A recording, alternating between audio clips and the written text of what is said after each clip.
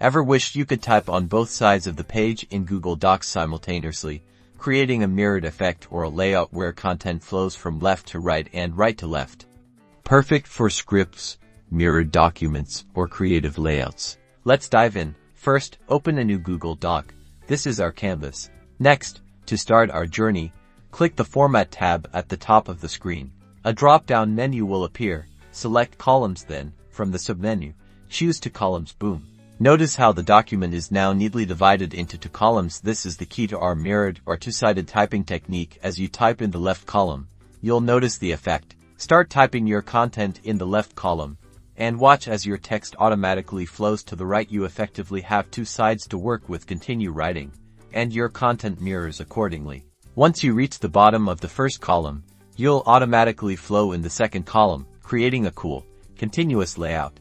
And there you have it. You've successfully learned how to type on both sides of a page in Google Docs. Experiment with different fonts and sizes to enhance your layouts. This simple technique can make your documents look professional. Don't forget to experiment and enjoy creating mirrored documents or scripts using this awesome Google Docs tip.